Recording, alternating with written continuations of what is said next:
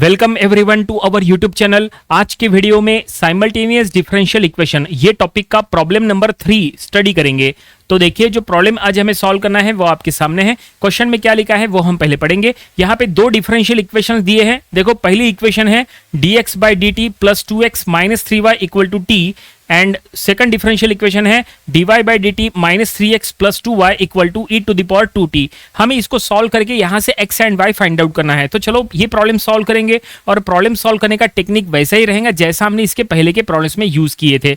इस टाइप के problem solve करते समय आपको हायर ऑर्डर डिफरेंशियल इक्वेशन की आपको कुछ जानकारी होना चाहिए। अगर आपको पता है कि कॉम्प्लीमेंट्री फंक्शन कैसे लिखते हैं, अगर आपको पता है पर्टिकुलर इंटीग्रल कैसे फाइंड आउट करते हैं, अगर आपको पर्टिकुलर इंटीग्रल में यूज होने वाले 6 केसेस की जानकारी है तो आप आसानी से इस टाइप के प्रॉब्लम सॉल्व कर सकते हैं।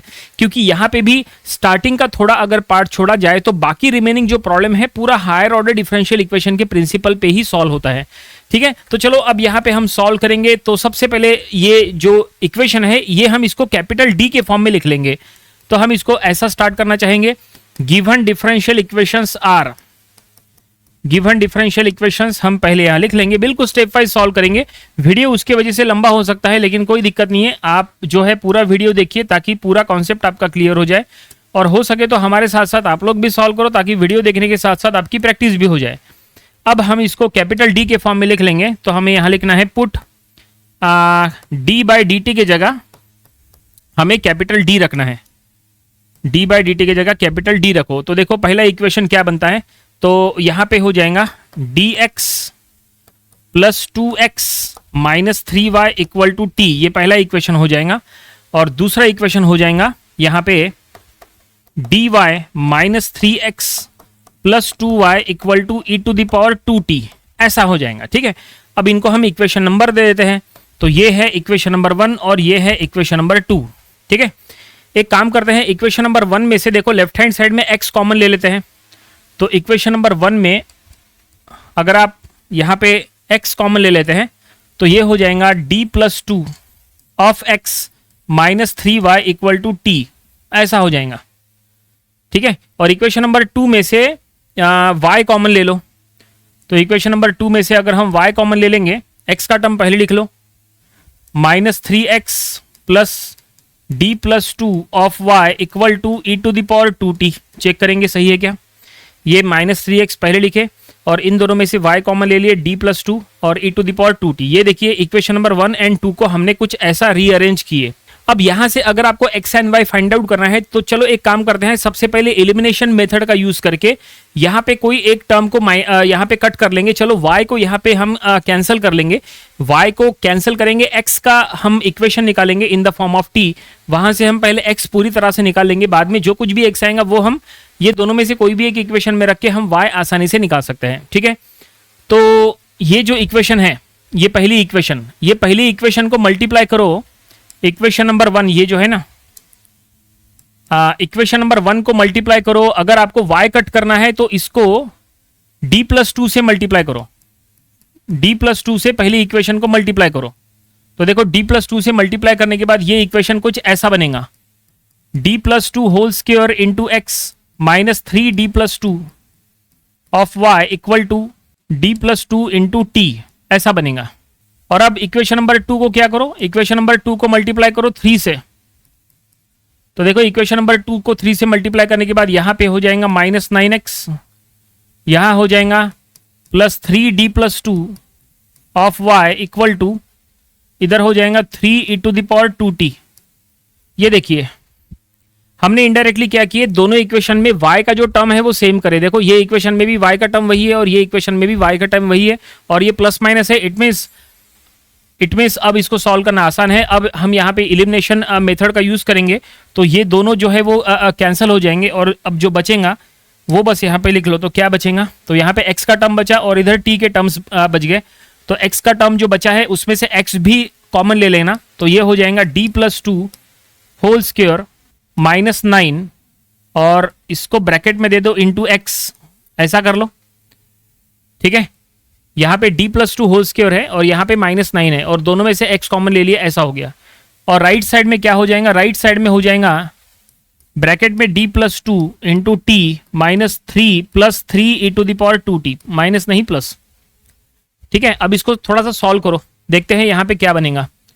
अब एक काम करो, इनडायरेक्टली इसको हायर ऑर्डर डिफरेंशियल इक्वेशन के स्टैंडर्ड फॉर्म में कन्वर्ट करो। अगर आपको हायर ऑर्डर डिफरेंशियल इक्वेशन का स्टैंडर्ड फॉर्म तैयार करना है तो देखो कुछ ऐसा हम करेंगे। सबसे पहले ये ब्रैकेट को सॉल्व करो, या a plus b whole square कर लो, तो ये हो जाएगा d square plus 4d plus 4 minus 9 of x.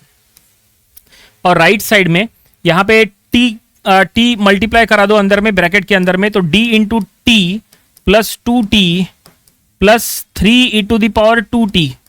अब क्या हो सकता है, अब ये हो जाएगा डी स्क्वायर प्लस 4d और ये हो जाएगा minus 5 of x equal to ये d ऑफ t यानी t का डिफरेंशिएशन, तो t का डिफरेंशिएशन हो जाएगा 1, तो ये हो जाएगा 1 प्लस 2t और इसको ब्रैकेट में दे दो, कोई दिक्कत नहीं है, plus 3 e to the power t को अलग रखो। देखो ये ब्रैकेट में देना कंपलसरी नहीं है, हम ये ब्रैकेट में क्यों दिए हैं आगे चल के हम आपको बताएंगे, क्योंकि हम ये एक टर्म अलग लेंगे और ये एक टर्म अलग लेंगे इसलिए।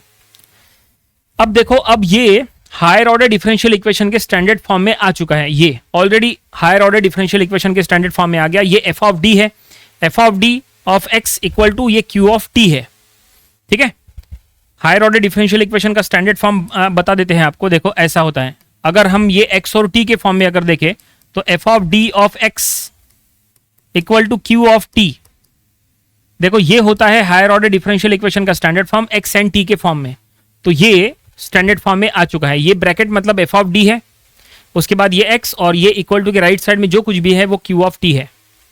और अब यहां से हमें एक्स फाइंड आउट करना है। अगर आपको यहां से एक्स फाइंड आउट करना है तो अब आपको यहां पे हायर ऑर्डर डिफरेंशियल इक्वेशन के सभी रूल्स यूज करना पड़ेगा। अब समझ के चलो कि यहां से fresh new hire order differential equation का प्रॉब्लम स्टार्ट हो गया। ये तो यहां तक ठीक है, लेकिन अब जो है यहां से आगे जो कुछ भी सॉल्व होगा वो हायर ऑर्डर डिफरेंशियल इक्वेशन के अकॉर्डिंग चलेगा। क्या होता है हायर ऑर्डर डिफरेंशियल इक्वेशन, अगर हमें इसको सॉल्व करना है तो हम क्या करेंगे, अब हम यहां पे दो सॉल्यूशंस निकालेंगे, पहला CF एंड दूसरा PI। CF यानी कॉम्प्लीमेंट्री फंक्शन एंड PI यानी पर्टिकुलर इंटीग्रल। तो चलो सबसे पहले निकालते हैं CF, लेकिन CF निकालने के लिए पहले ऑक्सिलरी इक्वेशन तैयार करना होता है। तो हम यहां लिख लेंगे ऑक्सिलरी इक्वेशन इज, हमने शॉर्ट फॉर्म में लिखा है AE यानी ऑक्सिलरी इक्वेशन इज। तो इसके लिए आपको ये ब्रैकेट को 0 के साथ इक्वेट करना है, तो हम यहां लिख लेंगे d square plus 4d minus 5 equal to 0। ये बन गया ऑक्सिलरी इक्वेशन। अब क्या करो, अब इसके रूट्स निकालो। अगर इसके रूट्स निकालना है तो रूट्स निकालने के लिए दो तरीके हैं। पहला, आप यहां पे डायरेक्टली कैलकुलेटर का यूज करो, कैलकुलेटर में डायरेक्टली इसके रूट्स मिलते हैं। अगर आपको एग्जाम में कैलकुलेटर अलाउड नहीं है तो फिर आप इसको मैन्युअली सॉल्व करो। अगर मैन्युअली सॉल्व करना है तो मैन्युअली कैसे सॉल्व करेंगे, तो मैन्युअली सॉल्व करने के लिए आप क्या करेंगे, ऐसे कोई दो नंबर सोचो जिनका मल्टीप्लिकेशन -5 हो और जिसका एडिशन या सब्सट्रैक्शन +4 हो। ठीक है, तो ऐसे दो नंबर है क्या कोई? यस, ऐसे दो नंबर हमने सोच लिए हैं। पहला नंबर जो हमने सोचा है वो है -1 और दूसरा नंबर हमने सोचा है 5। -1 और 5 का मल्टीप्लिकेशन -5 होता है और -1 और 5 का सब्सट्रैक्शन +4 होता है। इट मीन्स ये उसके दो रूट्स, इससे हम आसानी से निकाल सकते हैं। तो चलो हम निकालेंगे। तो ये हम इसको ऐसा लिख लेंगे d-1, देखो पहला है d-1 यहाँ लगा दो, और दूसरा है 5, तो d + 5 इक्वल टू 0। और अब यहाँ से रूट्स निकालो, तो ये हो जाएगा d-1 equal to 0 and d + 5 equal to 0। तो ये हो जाएगा d = 1 एंड d = -5। तो फाइनली हमने दो रूट्स यहाँ निकाल लिए हैं, 1 and -5, they are the roots.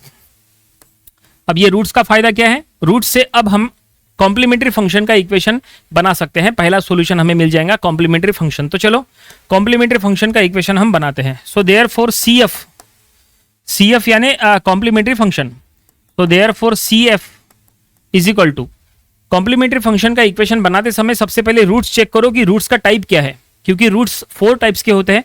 तो ये कौन से टाइप का रूट्स है, तो ये है रियल एंड डिफरेंट टाइप के रूट्स। ये रियल एंड डिफरेंट टाइप के रूट है, 1 एंड -5 ऐसे उसके रूट्स है। तो रियल एंड डिफरेंट टाइप के रूट्स के लिए CF का इक्वेशन क्या होता है, देखो स्टैंडर्ड फॉर्म हम यहाँ आपको लिख के देते हैं, C1 e to the power यहाँ माइनस नहीं, एक minute, C1 e to the power m1t, t के फॉर्म में लिख रहे हैं क्योंकि यहाँ पे इक्वेशन के इक्वल टू की राइट साइड में t है इसलिए, और C2 e टू द पावर m2t, where m1 and m2 are the roots. ठीक है, देखो दो रूट्स है 1 एंड -5, तो ये m1 है, ये m2 है, m1 m2। तो यहाँ पे आपको बस क्या करना है, ये स्टैंडर्ड फॉर्म है रियल एंड डिफरेंट के लिए। ये आप कितना भी लंबा लिख सकते हैं, जितने रूट्स है आप उतने के लिए आप ये इक्वेशन एक्सटेंड कर सकते हैं, कोई दिक्कत नहीं है। तो फिलहाल दो रूट्स है, इसलिए हमने दो टर्म्स हमने यहाँ लिया है c1 और c2 का। बस आपको बस क्या करना है, m1 की जगह ये पहला रूट पुट करना है और m2 की जगह दूसरा रूट पुट करना है। यानी m1 की जगह 1 रखो और m2 की जगह -5 रखो। तो ये रखने के बाद क्या आएगा, देखो हम यहाँ नया लिखते हैं, तो ये हो जाएगा c1 e to the power t plus c2 e to the power -5t। तो ये देखिए हमने रख लिए और इस तरह से हमें क्या मिल गया, ये हमें पहला सॉल्यूशन मिल गया CF यानी कॉम्प्लीमेंट्री फंक्शन का इक्वेशन मिल गया। हमने आपको जैसा कहा था कि ये हायर ऑर्डर डिफरेंशियल इक्वेशन हमें मिला है, तो हायर ऑर्डर डिफरेंशियल इक्वेशन के स्टैंडर्ड फॉर्म में इसको सॉल्व कर रहे हैं हम। इसको सॉल्व करके हमें दो सॉल्यूशंस निकालना है, CF एंड PI। तो पहला मिल गया CF, अब हम PI निकालेंगे यानी पर्टिकुलर इंटीग्रल, और एक बार CF PI मिला तो फिर हम उनको ऐड करेंगे, तब जाके हमें जनरल सॉल्यूशन मिलेगा यानी x का वैल्यू मिलेगा in the form of t, क्योंकि हमें पहले x निकालना है। एक बार हमें x मिल गया तो वो x फिर हम ये दो में से कोई भी एक इक्वेशन में पुट करेंगे तो हमें y मिल जाएगा, तब जाके प्रॉब्लम पूरा होगा। थोड़ा सा लंबा होता है ये प्रोसेस और इसमें maximum higher order differential equation का रोल है, इसीलिए हमने आपको कहा था कि हायर ऑर्डर डिफरेंशियल इक्वेशन थोड़ा बहुत आपको पता होना चाहिए। ठीक है, चलो यहां तक हो गया। चलो अब PI फाइंड आउट करते हैं यानी पर्टिकुलर इंटीग्रल। तो PI फाइंड आउट करने के लिए एक न्यू स्लाइड हम यहां ले लेंगे और वहां पे हम सॉल्व करेंगे। तो चलो PI फाइंड आउट करेंगे यानी पर्टिकुलर इंटीग्रल। तो PI फाइंड आउट करने का फार्मूला होता है, PI फाइंड आउट करने का formula that is 1/f of d। f of d देखो हम पहले फार्मूला लिखते हैं 1/f of d into q of t, ऐसा फार्मूला होता है। ठीक है, और अब बस यहाँ f ऑफ d और q ऑफ t पुट करो। तो देखो इसके प्रीवियस इसमें हम आपको बताते हैं f ऑफ d क्या है। ठीक है, तो ये देखो ये जो ब्रैकेट है ना, ये पूरा f ऑफ d है, ये f ऑफ d है, और इक्वल टू के राइट साइड में यहाँ ये जो कुछ भी है ना ये q ऑफ t है।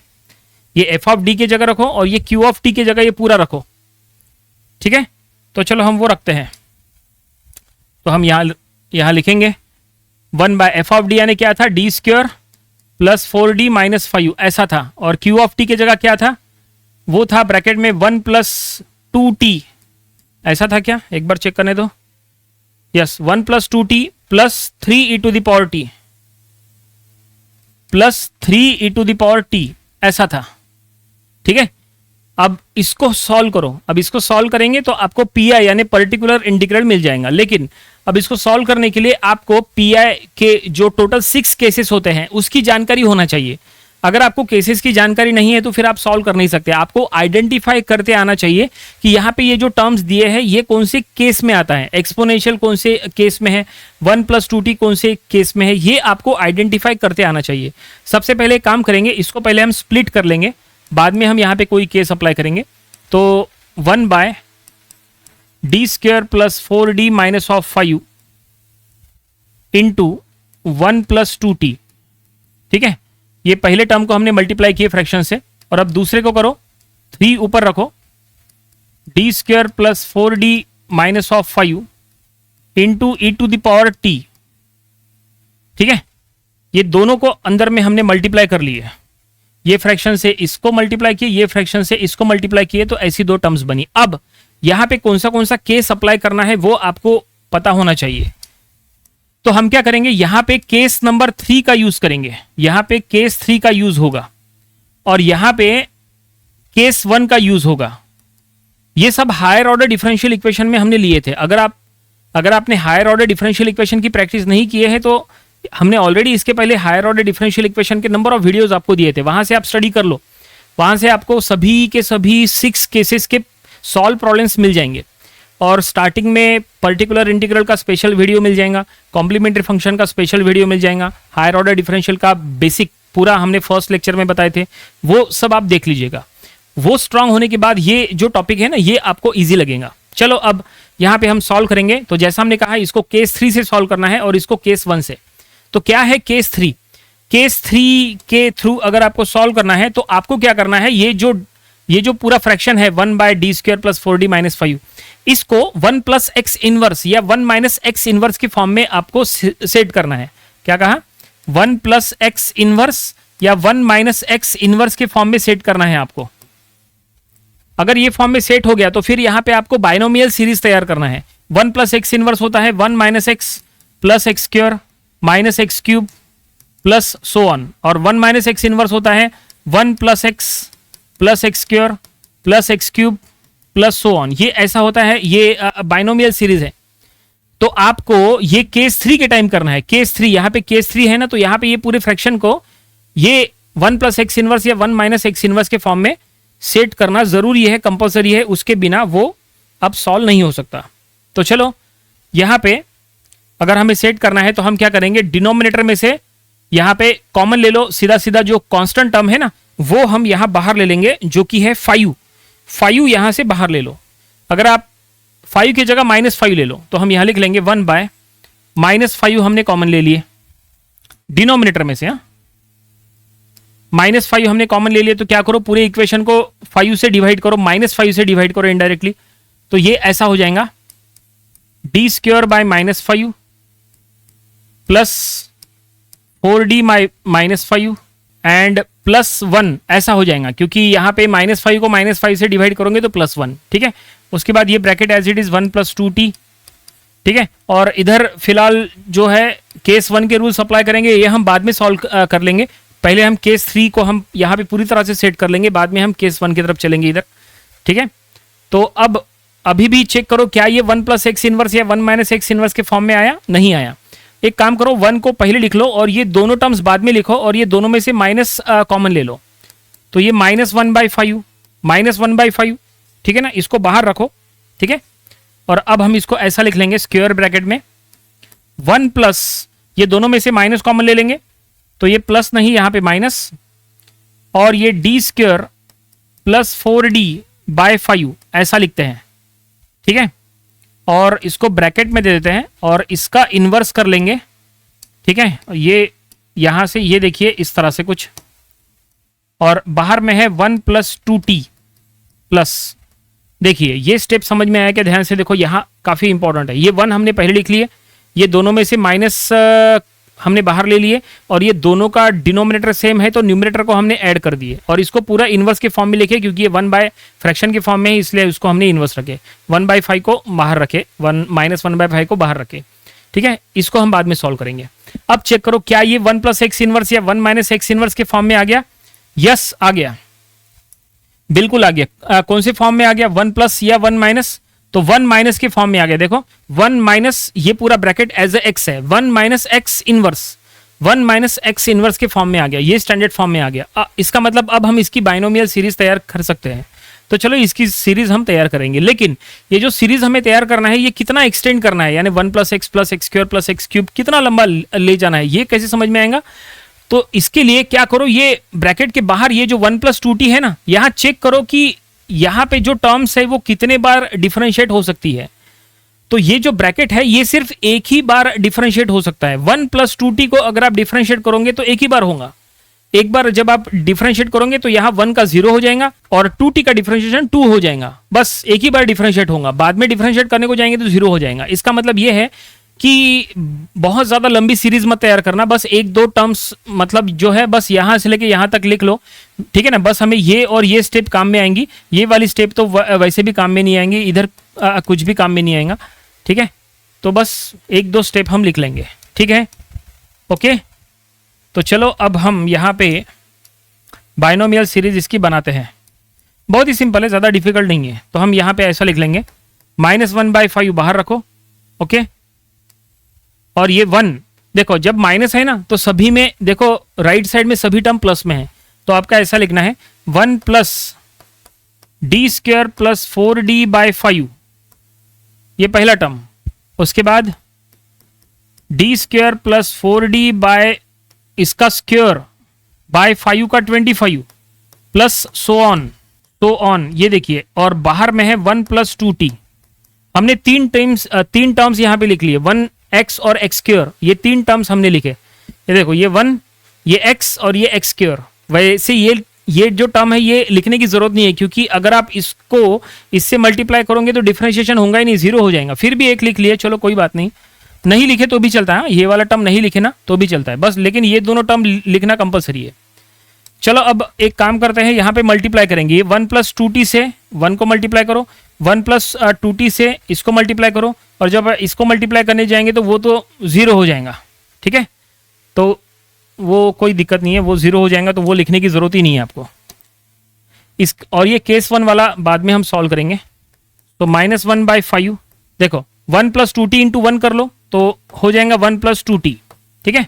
उसके बाद 1 + 2t इंटू d² + 4d/5 करो, तो d², इसका d² तो होगा नहीं, 0 हो जाएगा। 4d करेंगे तो यहाँ पे डिफरेंशिएट करेंगे तो आएगा 0 + 2, 0 + 2 यानी 2, ठीक है ना। इसका मतलब ये ऐसा 4 × 2, 4 × 2/5 ऐसा हो जाएगा, और आगे फिर 0 होगा और एंड सो ऑन, ऐसा होने वाला है।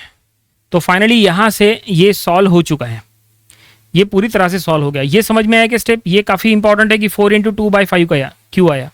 देखो 1 + 2t को d² से मल्टीप्लाई करेंगे तो 0 आएगा, क्योंकि यहाँ पे 2 बार डिफरेंशिएट करेंगे तो 0 आएगा, क्योंकि d² यानी 2 बार डिफरेंशिएशन होता है, तो इसका 2 बार डिफरेंशिएशन करेंगे तो 0 हो जाएगा।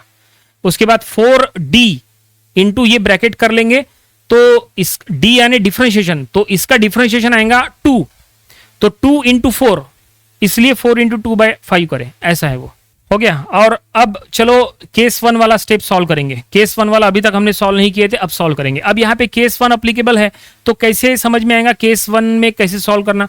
तो केस 1 का रूल क्या था, देखो आपको सबसे पहले केस 1 का स्टैंडर्ड फॉर्म बता देते हैं। 1/f(d) और t के फॉर्म में बता रहे इंटू e⁴at। अगर ऐसे कोई स्टैंडर्ड फॉर्म में है तो बिल्कुल ये इसी स्टैंडर्ड फॉर्म में देखो 1/f(d), ये पूरा ब्रैकेट, ये पूरा डिनोमिनेटर यानी f(d), 1/f(d) इंटू e⁴at के फॉर्म में है। a की वैल्यू यहाँ पे 1 है, तो ये फॉर्म में है, तो यहाँ केस 1 लगेगा। और केस 1 का कहना यह है कि अगर ऐसा कुछ है तो d के जगह a पुट करो, d के जगह a पुट करो, लेकिन डिनोमिनेटर 0 नहीं होना चाहिए। d के जगह a पुट करो, a की वैल्यू यहाँ क्या है, 1 है, e⁴at, a की वैल्यू 1 है, तो यहाँ d के जगह 1 पुट करो, लेकिन डिनोमिनेटर 0 नहीं होना चाहिए। अगर डिनोमिनेटर 0 हो गया तो फिर आप पुट कर नहीं सकते, फिर आपको न्यूमरेटर में t लिखना पड़ेगा, डिनोमिनेटर को डिफरेंशिएट करना पड़ेगा, फिर जाके सॉल्व करना पड़ेगा। चलो करके देखते हैं, पहले रफ में चेक करके देखते हैं कि 0 आता है या नहीं। तो d के जगह 1 पुट करो, तो d² यानी 1² यानी 1 प्लस 4 × d यानी 4 × 1 यानी 4 -5 यानी -5, तो ये तो 0 आ रहा है ना। 1 + 4 यानी 5, 5 - 5 0, ये तो 0 आ रहा है। इसका मतलब हम यहाँ d के जगह a पुट कर नहीं सकते। अब हमें क्या करना पड़ेगा, जैसा हमने कहा न्यूमरेटर में हमें t लिखना है, तो हो जाएगा 3t, और डिनोमिनेटर को डिफरेंशिएट करना है, तो d² का डिफरेंशिएशन 2d एंड 4d का डिफरेंशिएशन 4 एंड 5 का डिफरेंशिएशन 0, और बाहर में है इंटू e⁴t। केस 1 का रूल हमने अप्लाई किए। अब यहाँ पे फिर से केस 1 का रूल अप्लाई करो, यानी फिर से d के जगह 1 पुट करो, चेक करो डिनोमिनेटर 0 होगा, नहीं, अब 0 नहीं होगा। तो अब हम यहाँ लिख लेंगे 3t/2 × 1 + 4 × e⁴t। तो अब ये क्या होगा, 3t न्यूमरेटर में, डिनोमिनेटर में 2 + 4 यानी 6, यानी 3/6, 3t/6 लिखो इंटू e⁴t, तो ये 1/2 हो जाएगा, यानी ये हो जाएगा t/2 into e⁴t, t e⁴t/2 ऐसा लिख लो, t e⁴t/2 ऐसा। और अब इसको भी थोड़ा सा हम सेट कर लेंगे प्रॉपरली। ये 1/5 जो बाहर है फिलहाल वो बाहर रहने दो, -1/5 इसको बाहर रहने दो, और ये क्या होगा, ये 4 × 2 8, 8/5 है ना, 8/5 + 1 कर लो, तो ये हो जाएगा 13/5, तो 2t + 13/5, ठीक है, और प्लस उधर का है t e⁴t/2 ऐसा। देखो यहां तक सॉल्व किए, ठीक है ना। थोड़ा सा इसको और 1-2 स्टेप सॉल्व करो, ठीक है ना, 1-2 स्टेप और हम सॉल्व करेंगे, तो यहाँ पे फिर हमें पी मिल जाएगा। तो यहाँ पे क्या करो, कॉमन ले लो, 1/5 कॉमन ले लो। अगर आप यहाँ पे 1/5 कॉमन लेंगे तो हम इसको ऐसा लिख लेंगे, पी हमें मिल रहा है t e⁴t/2, हमने वो टर्म पहले लिख लिए, ये वाला जो टर्म है ये हमने पहले लिख लिए, और ये माइनस में 1/25, और ये रहेगा 10t + 13 ऐसा रहेगा, क्योंकि हमने 1/5 यहाँ से कॉमन ले लिए, तो ये 2 को 5 से मल्टीप्लाई करना पड़ेगा, तो ये 10t + 13 हो गया। बस इसको और कुछ सॉल्व करने की जरूरत नहीं, आगे ये सॉल्व नहीं होता, फिलहाल ये यहीं पे स्टॉप करो। तो ये हमें क्या मिल गया, ये हमें पी मिल गया। तो x फाइंड आउट करने के लिए हमने आपको कहा था CF और PI चाहिए। देखो x के लिए ये सब चल रहा है, x के लिए हमें CF एंड PI चाहिए, तो ये था CF, ये देखो ये CF और हमें PI भी मिल चुका है, ये PI है। अब बस ये CF और PI को ऐड करो तो जनरल सॉल्यूशन मिलेगा x का। तो चलो हम यहां पे लिख लेंगे now general solution, now general solution x का मिलेगा। So now x is equal to सीधा सीधा आप CF प्लस PI ऐसा लिख सकते हैं, कोई दिक्कत नहीं है। So x is equal to CF क्या था, CF था C1 e to the power t plus C2 e to the power minus 5t and PI है plus t e to the power t by 2 -1/25 and 10t, थोड़ा सा इसको इधर कर लेते हैं, 10t प्लस ऑफ 13। तो ये देखिए फाइनली हमें x मिल चुका है, तो ये x मिला है, लेकिन प्रॉब्लम कंप्लीट नहीं हुआ, हमें सिर्फ x मिला है, y भी फाइंड आउट करना है। क्वेश्चन में जो दो डिफरेंशियल इक्वेशन दिए थे जिसके थ्रू हमें x एंड y निकालना था, तो हमने आपको कहा था पहले x निकालेंगे बाद में y निकालेंगे, तो अब जाके हमें ये x मिला है। देखो ये x है, फाइनल x, इसमें और कुछ सॉल्व करने के लायक नहीं है। अगर आपको लगता है कि इसमें कुछ सॉल्व करना है तो सॉल्व करो, लेकिन फिलहाल इसमें कुछ भी और सॉल्व हो नहीं सकता, कुछ कट नहीं हो सकता। तो ये आपका फाइनल x है, कंफर्म है, ये पहला आंसर है आपका। लेकिन अब आपको एक और आंसर निकालना है जो कि y है। अब आपको y निकालने के लिए क्या करना है, ये x का वैल्यू, ये जो भी इतना लंबा x है, ये x या तो ये इक्वेशन में पुट करो या तो ये इक्वेशन में पुट करो, चॉइस आपकी है। चलो हम एक काम करते हैं, इक्वेशन नंबर 1 में पुट करते हैं। देखो ये था हमारा इक्वेशन नंबर 1, ठीक है ना, जो कि हमने तैयार किए थे इससे। चलो ये इक्वेशन में पुट करते हैं, इक्वेशन नंबर 1 में x का वैल्यू पुट करते हैं और तब जाके हमें y मिलेगा, ठीक है। ये x है इतना लंबा, तो चलो हम एक नया स्लाइड ले लेते हैं और वहां पे हम सॉल्व करेंगे। हम यहां लिख लेंगे पुट x इन इक्वेशन 1। तो इक्वेशन नंबर 1 क्या था वो हम यहां पे फिर से एक बार लिख लेते हैं। पहले इक्वेशन नंबर 1 था, देखो ये इक्वेशन नंबर 1 है, d plus 2x minus 3y equal to t। तो हम यहां लिख लेंगे d plus 2 of x minus of 3y equal to t, ठीक है। अब यहां से पहले y तैयार कर लो, तो ये ऐसा होगा -3y, या ये देखो एक काम करो, यहां पे स्वैपिंग करो, ये टर्म उधर शिफ्ट करो और ये टर्म इधर शिफ्ट करो, ठीक है।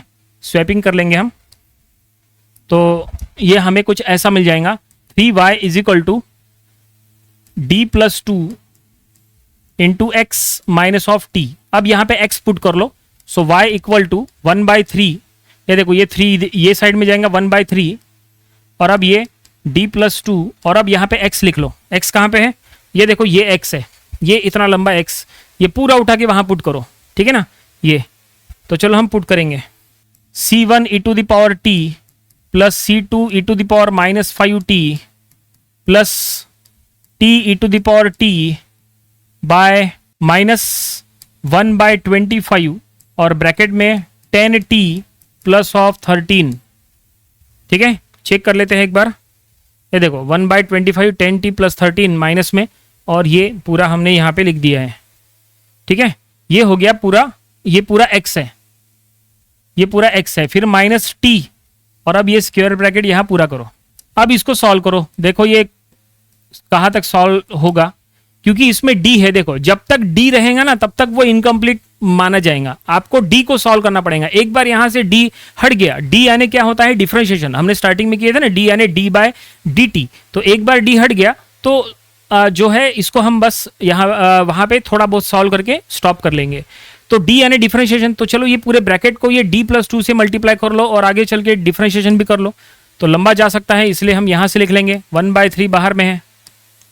सबसे पहले d से अंदर के सभी टर्म्स को मल्टीप्लाई कर लो, लेकिन मल्टीप्लाई करने के साथ साथ डिफरेंशिएशन भी करो, क्योंकि d से मल्टीप्लाई करना यानी इनडायरेक्टली सभी को डिफरेंशिएट करना।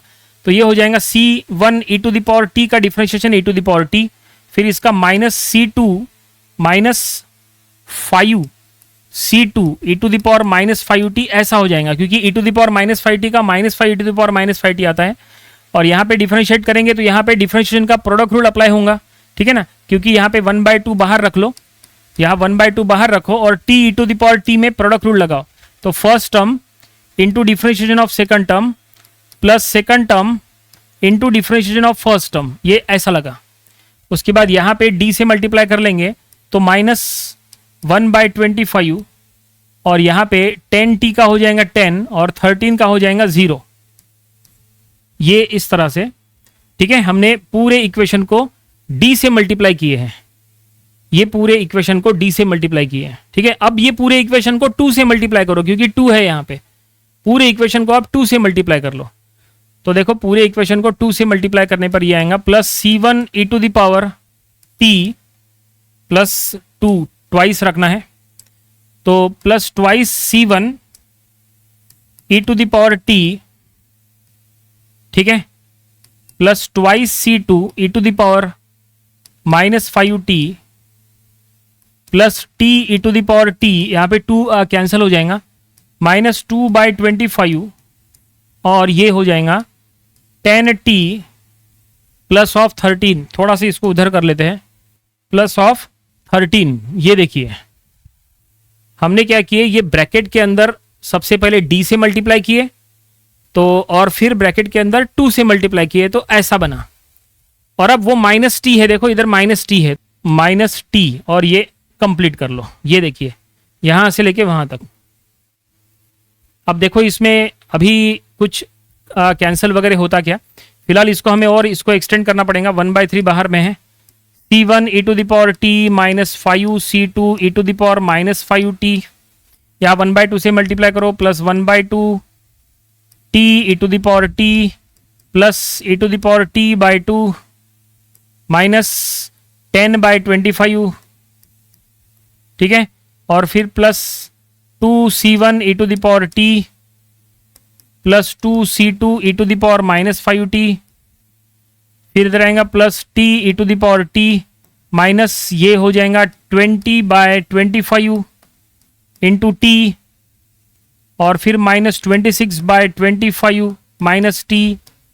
ये देखिए यहाँ पे 26/25 माइनस t। अब देखो कुछ कैंसिल होता क्या, काफ़ी ये बड़ा हो रहा है, लेकिन ऐसे ही सॉल्व होता है ये। तो c1 e to the power t यहाँ पे भी है, और c1 e to the power t यहाँ पे भी है। अब यहाँ पे भी प्लस है, यहाँ पे भी प्लस है, तो दोनों का प्लस का एडिशन हो जाएगा 3c1 e to the power t, ठीक है।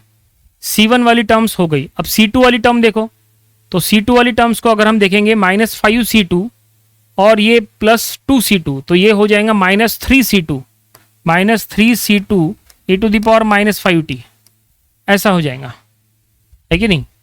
और क्या है यहाँ पे देखो, कैंसल, यहाँ t e to the power t यहाँ पे भी है और t e to the power t यहाँ पे भी है, तो ये दोनों को अगर हम ऐड करें, और कहीं t e to the power t है क्या, नहीं, तो ये दोनों को ऐड करेंगे तो plus 3/2 e to the power t e to the power t हो जाएगा, क्योंकि यहाँ 1/2 है और वहाँ 1 है, तो 3/2 t e to the power t। तो कौन सी टर्म्स हो गई, एक बार हम यहाँ पे अंडरलाइन कर लेते हैं। c1 का टर्म हो गया, देखो c1 ये वाला और ये वाला टर्म हो गया, c2 का टर्म हो गया ये और ये वाला, ठीक है। उसके बाद t e to the power t वाला टर्म हो गया, मतलब ये और ये वाला, ठीक है। अब क्या क्या बचा है, 1 2 3 ये टर्म हो गई, e to the power t वाला टर्म बचा है, ये टर्म बचा है, और e to the power t वाला सिंगल कोई टर्म नहीं है, ठीक है ना। इसका मतलब जो बचा है वो हम यहाँ लिख लेंगे, तो ये plus e to the power t/2 as it is रखो, ठीक है, ये टर्म भी हो गया। और अब ये कांस्टेंट टर्म सबसे आखिरी में लिख लेना, ये टर्म हो गया। और ये देखो ये यहाँ पे -20/5t माइनस t, मतलब ये दोनों में एडिशन होगा, तो ये टर्म और ये टर्म में हम यहाँ पे एडिशन कर लेंगे, तो एडिशन करने के बाद ये रहेगा -9/5t, ऐसा रहेगा इन दोनों में। 1 2 3 4 ये भी टर्म हो गई, ये टर्म हो गई, ये सब हो गई। अब ये एक टर्म रह गई कांस्टेंट जिसमें t नहीं है, और ये एक टर्म रह गई कांस्टेंट जिसमें t नहीं है, ठीक है। दोनों का डिनोमिनेटर सेम है, मतलब दोनों का न्यूमरेटर का एडिशन होगा। डिनोमिनेटर में है 25, इसके सामने भी माइनस है, इसके सामने भी माइनस है, 10 -10, ठीक है ना, -26, तो -36 हो जाएगा।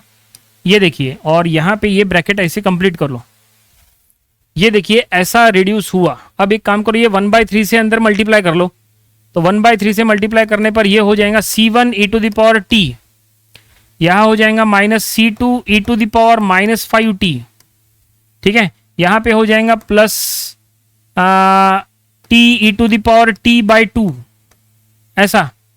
उसके बाद यहाँ हो जाएगा plus e to the power t/6, ऐसा, ठीक है ना। प्लस माइनस यहाँ हो जाएगा 3 ये 3/5t, 3 3 9 होगा यहाँ पे इसलिए, और ये हो जाएगा लास्ट में 12/25। ये देखो 1/3 से मल्टीप्लाई किए तो ऐसा हुआ। तो इतना भी अगर आपने सॉल्व कर लिए तो भी सफिशिएंट है। तो ये हमारा y है, इसको और आगे सॉल्व करने की जरूरत नहीं है, क्योंकि और आगे सॉल्व करने को जाओगे तो हो सकता है कुछ रॉन्ग हो जाए, ठीक है ना, क्योंकि इतनी बड़ी इक्वेशंस है तो कहीं ना कहीं गलती होने के चांसेस होते हैं। इसलिए थोड़ा सा यहाँ पे जो है स्टेप वाइज और थोड़ा सा टाइम स्पेंड करो, इसमें गलती नहीं होनी चाहिए, ठीक है।